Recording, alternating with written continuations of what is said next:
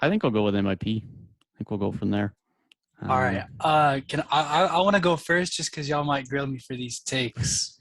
Okay. Maybe with Okay. it. So I'm gonna start from the bottom. At number 3, I got Anfernee Simons, right? Okay. Because I feel like he came into the season. People probably thought this dude was a nobody, bro. Like they're like, oh yeah, that guy that won that really boring dunk contest. But bro, he came out this year. Dame went out. We said, okay, somebody's gonna have this opportunity. A lot of shots to take. He stepped up, and it wasn't even like he was just a chucker.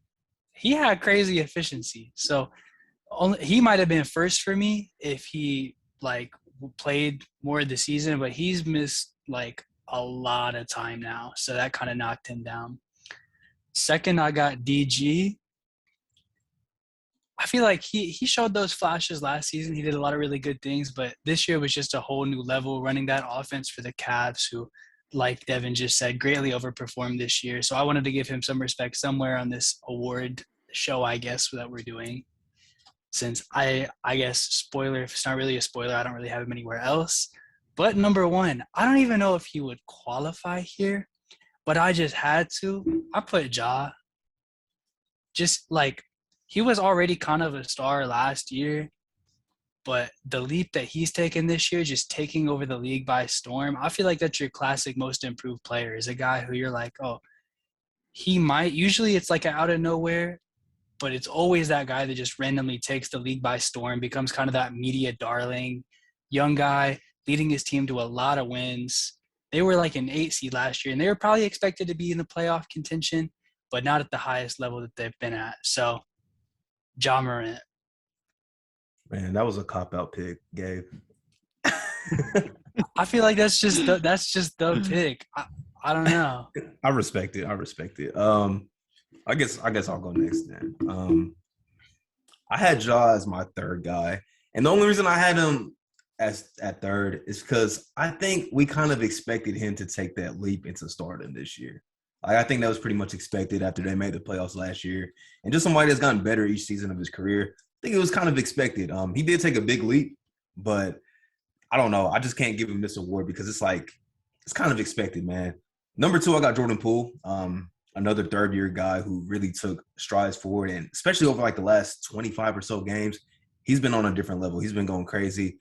But my winner is somebody who I think fits the criteria of like a traditional most improved player type guy. Somebody that's been in the league like 5 seasons now, Dejante Murray. He took that leap, became an all-star this season. Numbers are up across the board, and he's really like almost single-handedly, him and Keldon Johnson are the reason why the Spurs are even a playing team. Like nobody expected them to be a playing team this season, and they've done that, and they've been playing exceptionally well the second half of the season, and a lot of that is due to Dejante Murray just taking strides forward and becoming an all-star in this league. So he's my winner for this award.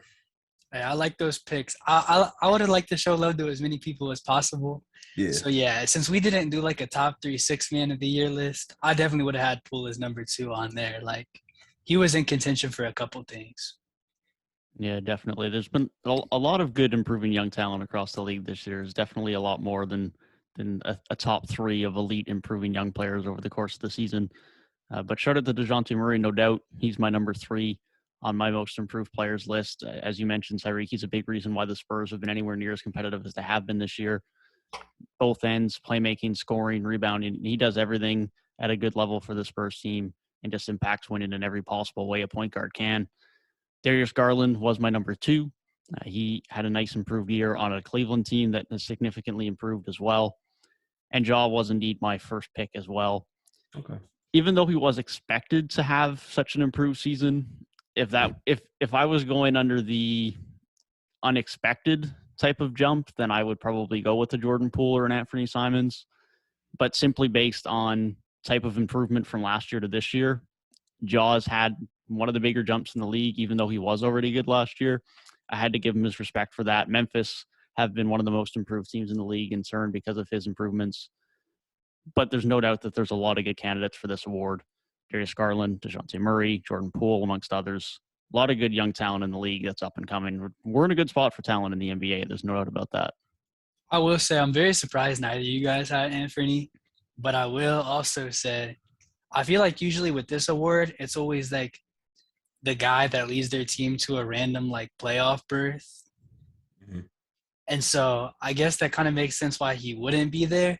But like if you think in the past, it's like Julius Randle, team is randomly like a 5 seed or a 4 seed, 4 or 5, one of those. Same with like Victor Oladipo a couple years ago, just comes out, leads that team to like a middle of the pack.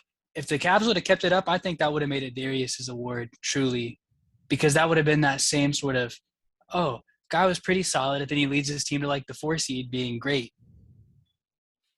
No, thanks. I would have probably had Anfernee in my top 3, but he hasn't played in so long. Like I haven't seen him play basketball since like February or something. It's been a minute since he's been on the court, man. But he was somebody before the season I was expecting to take a nice step forward. I didn't expect it to be to this magnitude. Obviously, injuries played a part in that. But when he was the sole guard on the court, he was looking like one of like the top 15 guards in the league, honestly. Like he was killing, man. Yeah, it really was. Very good season for him. I definitely thought about putting him on my list. I'm going to be honest. I was just a lot higher on him last year than I think most people were, so I didn't consider it as much of an improvement. He obviously improved a lot, but a lot of it was just opportunity and consistent opportunity for him this year. He showed a lot of the same skill sets last year, and he definitely improved a lot this year as well. But he was balling last year at moments as well when he got some opportunity. He just fully put it together this year and got that level of consistent opportunity as well. So shout out to him. Hopefully Portland give him a good opportunity and he can continue to succeed in a backcourt with Damian Lillard next year or otherwise, depending on what they do with that roster. Yeah. Who was y'all's pick before the season? I'm curious. Who was y'all's guy before the season? MIP before the season would have been Nickeil Alexander-Walker. I think we talked about that a couple months ago on the pod. I was really high on him heading into the year. I thought he was going to have a really good season. He looked so good as a starter last year in limited time, and it just didn't happen. I can't remember super clearly what my mindset was because that was like a while ago now. But I feel like if I would have had to place it down on anybody preseason, I probably would have picked Michael Porter Jr. With Jamal Murray out coming in, him and Jokic. I knew he was going to get a lot of good looks and be that second guy. So yeah, I actually got my list right here. My top 3. 1 was Nickeil, 2 was MPJ, and 3 was Kevin Porter Jr. KPJ, that would have been a solid pick, to be honest. He's been hooping lately for sure. He has been good as of late.